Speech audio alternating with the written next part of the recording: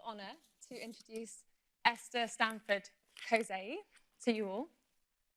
Esther is an international reparations expert. Her work encompasses the roles of advisor, legal specialist, jurisconsult, activist, and community advocate. Thank you, Esther. She is co-vice chair of the Pan-African Reparations Coalition in Europe, and she's currently completing a PhD on the history of the international social movement for African reparations. Thanks, Esther.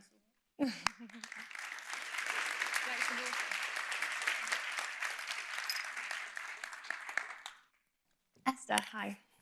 Why is a reparations approach relevant today? Big question, because reparations is a word that everybody seems to be using now, and it's used in many different ways. But reparations are really about justice. Mm-hmm.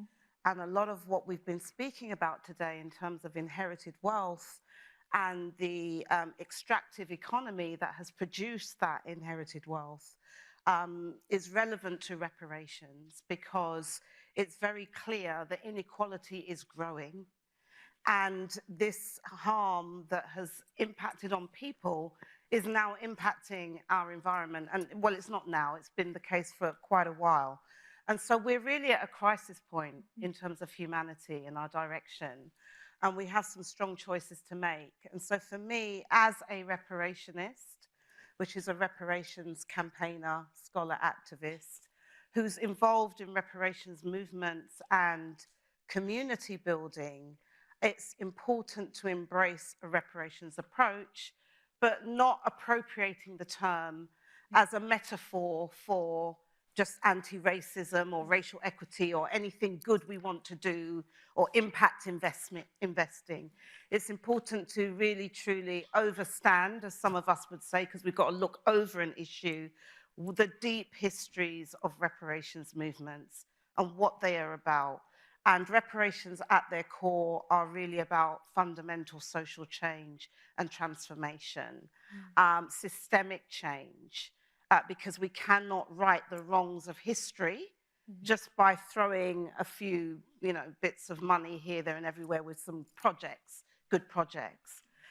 So understanding reparations, basically, there are two main frameworks that we use in the international social movement for African reparations, which I specifically come from and involved in many movement organizations here in the Americas, in Africa, the Caribbean, and the rest of the world. But we use the UN framework, the United Framework, which is the UN Principles and Guidelines on a Right to a Remedy and Reparation, which points out that reparations involve, first of all, stopping the harm. Stopping the harm of that extractivism, divesting from speculative industries, all of that. We've got to stop the harm before we can even really, truly affect the repairs. But repairs are a process, yeah? It's not like repairs have got to happen in the future. We've been in a process of repair for quite some time as members of society and different specific communities. So you stop the harm, then there's this notion of restitution, which is a key part of reparations. And in this context, that might look like redistribution of wealth, land, assets, and also power, okay? And that is a real important part of reparations. Compensation is what most people go to, just money, or, but it's actually not just money, it's putting an economic value on harm, on dispossession, on loss, on unjust enrichment, and also unjust impoverishment, which is what affected communities inherit, that legacy of not having access to resources that we, through our family lines, have helped to create, okay? And the compensation is also about land back. Many movements in North America promote this notion of land back as a form of compensation. And then there's this rehabilitation, which is really looking at how do we repair relationships? How do we rehabilitate ourselves, okay?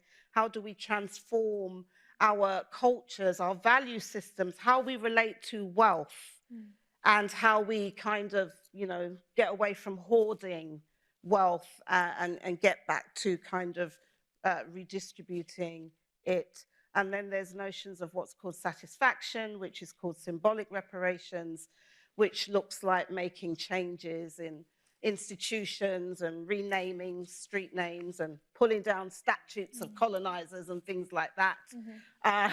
Changing the national narrative or the international narrative around how we have come to be who we are and how we have come to have, some of you, what you may have, and how some of us do not have, okay? And finally, which is the least emphasized in most public discourse on reparations, especially for people of African descent, is the guarantees of non-repetition. That is an essential principle of reparations under international law. Making sure that it doesn't happen again. Yeah, and so this notion of looking into the future, the indigenous Iroquois people of North America talk about a 7 generations principle, looking at what policy changes, what programmatic changes, what wealth redistribution measures that you adopt today, how that will impact 7 generations to come. That's what we're really talking about. Really saving ourselves and transforming ourselves and renewing ourselves in the process of actually reconnecting with our Mother Earth, ridding ourselves of some of the colonial kind of mindsets that make property of everything and in nature that really should not be bought or sold. Okay, and that is how a lot of wealth has been accumulated. So that's essentially what reparations mean. And in the context of a reparative approach to wealth stewardship, it would be embracing those principles at the very minimum as international standards on repair. But the key thing is stop that harm today, that extractivism today, and look at the redistribution. So it is very important for all of us. Thank you.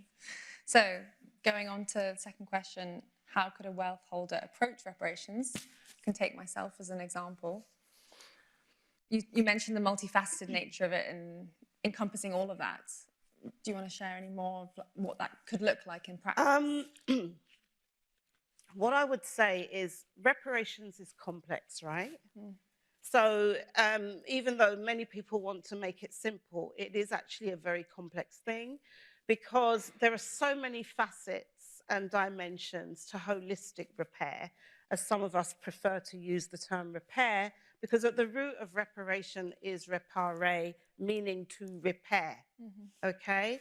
And I think we have to keep that foremost in our mind. One of the first things I would say is that all of us have to educate ourselves about the meaning of repair and what it looks like, because there's a lot of policy initiatives, programmatic interventions that have the label on it, reparations, but really are not, yeah?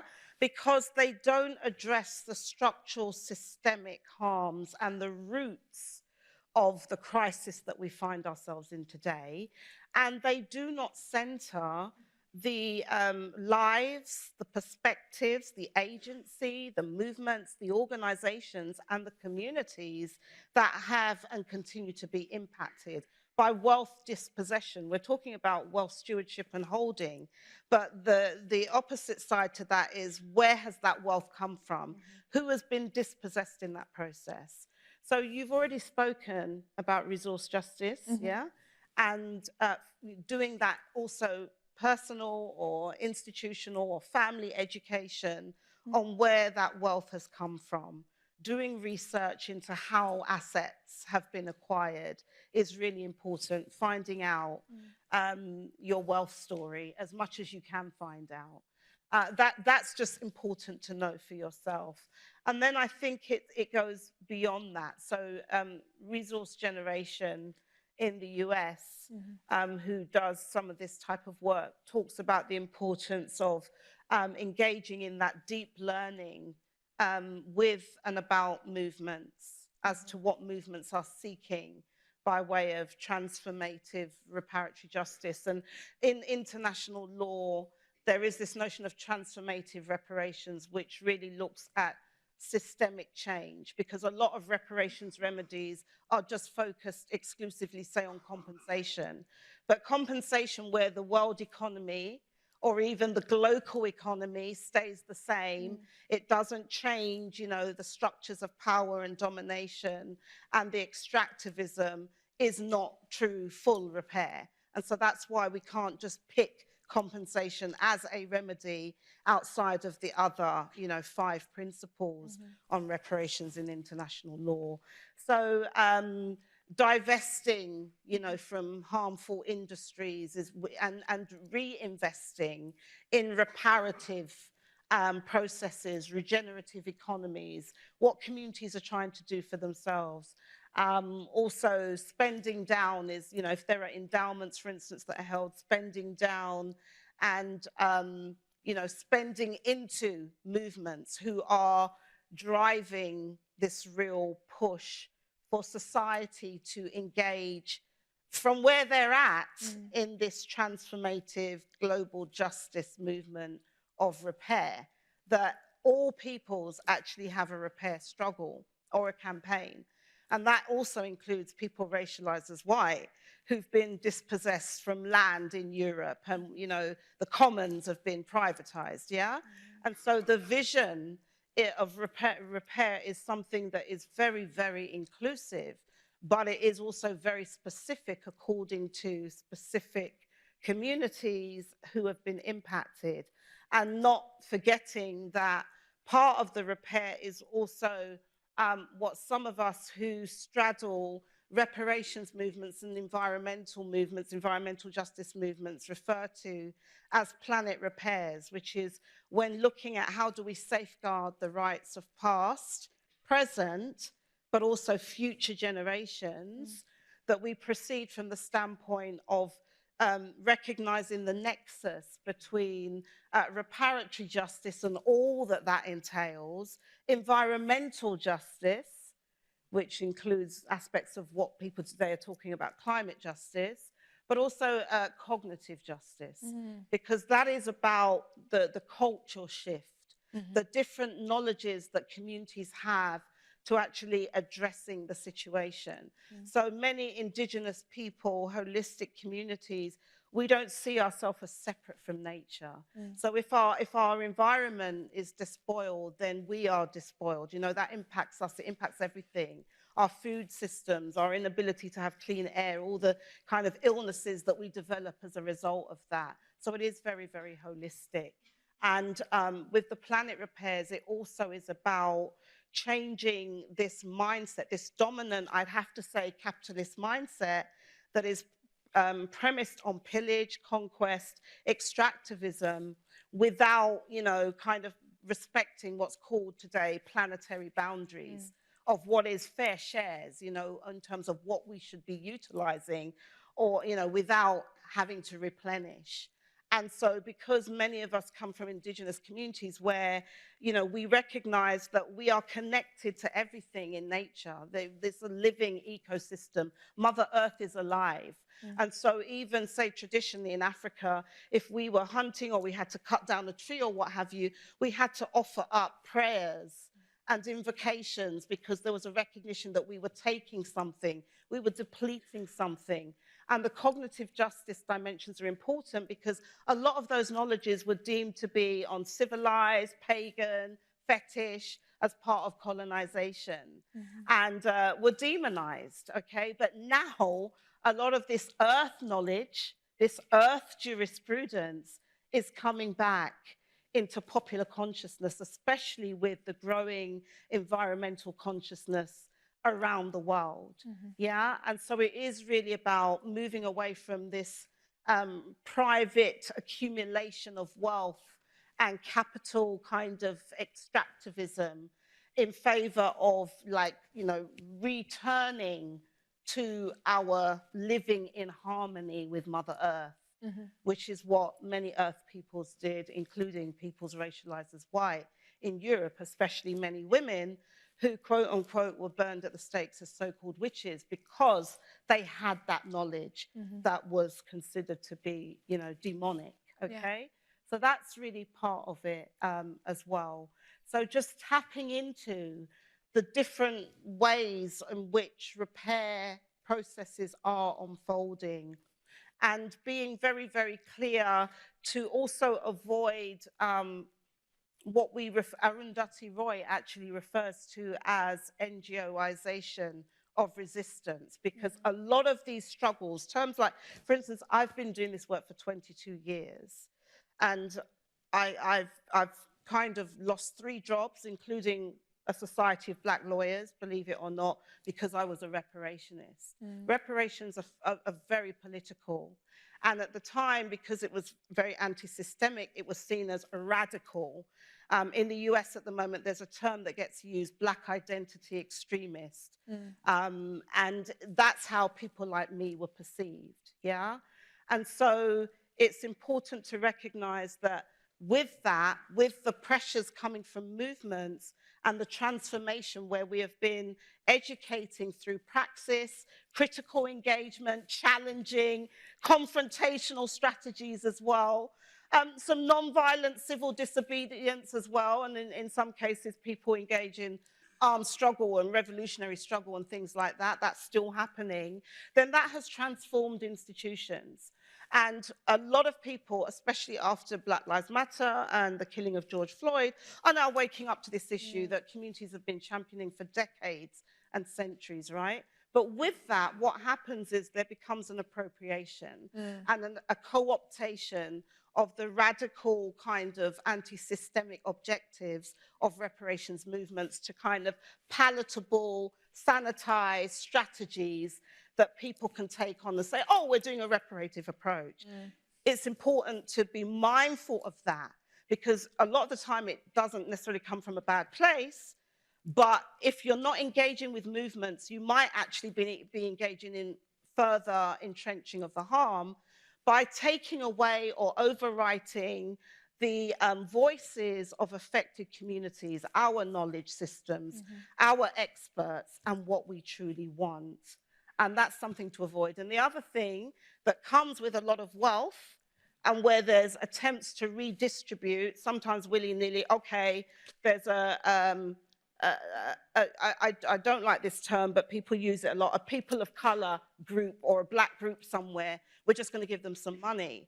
But actually not looking at what are they doing, because there's an assumption that somehow everybody who is not racialized as white is engaged in repair work, and that is not the case because of the nature of systemic oppression. So there has to be some due diligence, especially if, from my perspective, if you are an individual wealth holder or it's come through your family or institutional or what have you, then there's been wealth that you've kind of been, you know, accessing or hoarding or whatever word we want to use.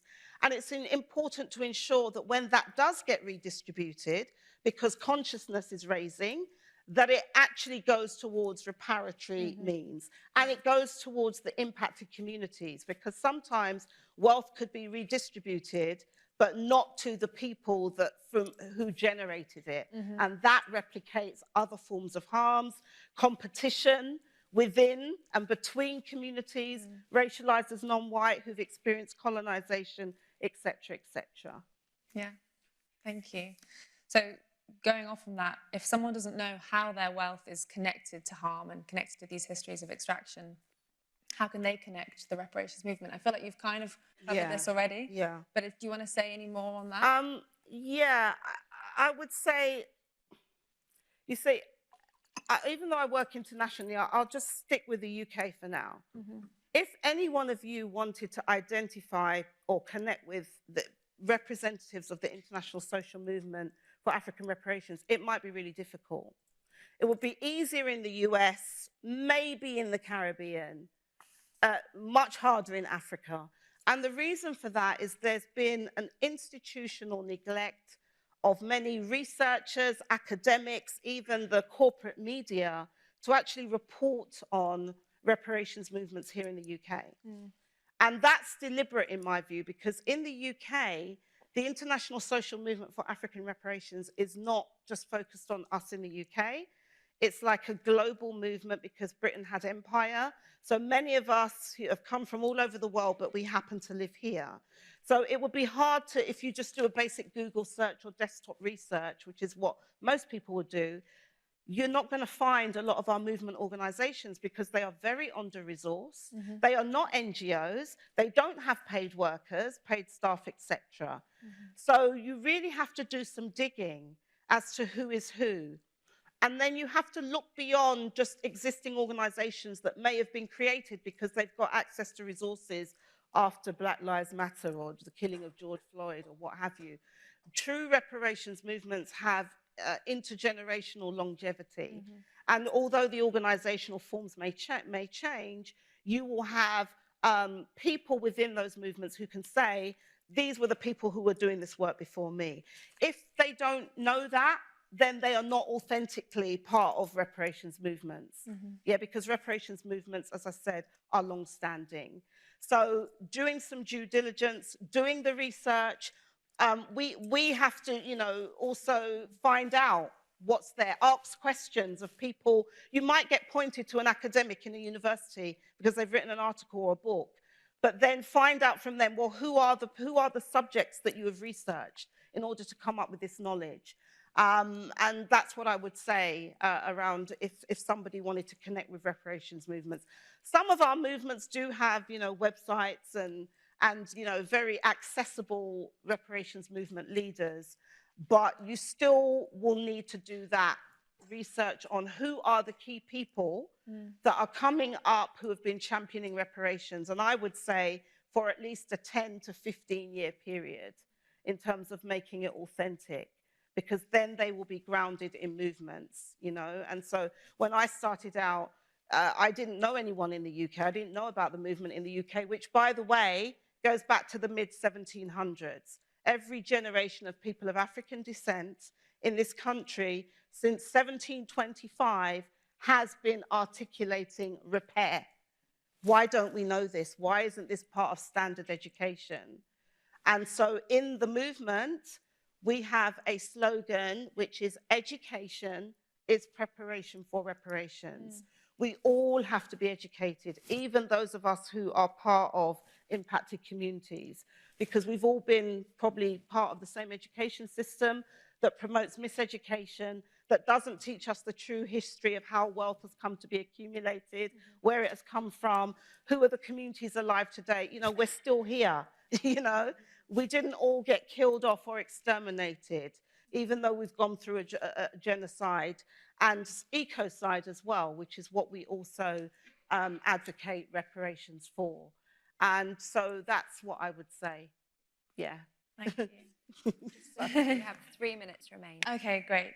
So we have these 4 to 6 positive benefits of reparations for our society now. Why is it problematic to compare reparations to philanthropy? I think Stephanie covered that earlier. We've done that one. In her intro and, comments. And you've always talked about education already. How can advisors educate themselves? So, yeah, 3 minutes on what's most important of those very important areas. Look, you know, this is why I think it's so important to speak to people in the movement. And I'm going to advocate the movement here in the UK because it's the most holistic that I've found in the world. Not only do we have this African section, by the way, my parents were born in the Caribbean, but ancestry is African, so I claim the whole of it, right? The whole continent. And the whole diaspora, in fact, as a global citizen. But we also work with other reparations movements of other people, indigenous peoples of the Americas, Aboriginal people, Asian people who've experienced colonization. And that movement we refer to as the People's Reparations International Movement. So the African section is part of a wider internationalist section. And the UK is the only place where you see this deep convergence of reparationists from all these different movements, including people who are white, racialized as white, who have been dispossessed of common lands here in Europe and who want to be part of this, you know, phenomenal global movement. And our vision as African reparationists for a transformed world is to create a multipolar, pluriversal world of global justice where we can all exercise our humanity. That is part of what has to happen. Because oppression, colonization, imperialism, domination, extractivism, it dehumanizes. It doesn't just dehumanize the so-called offender who has benefited from this extraction, it also dehumanizes the affected communities. And so part of the repair process is about a restoration or a restitution of our humanity, our common humanity, which we refer to as Ubuntu, a form of African humanism that recognizes we are people through other people. How we treat, it's not just how we treat people within our group, it's all about how we interface as other members of the human family. And the polycrisis that we have to deal with today, it's not just climate and ecological, it's everything, militarism, racism, you know, huge inequalities in wealth. It's going to take masses of people to do that. So that means we have to find a way to connect our struggles and our movements to create that multipolar world of global justice for all that we refer to as Ubuntu Dunia. Amazing. Thank you so much, Esther.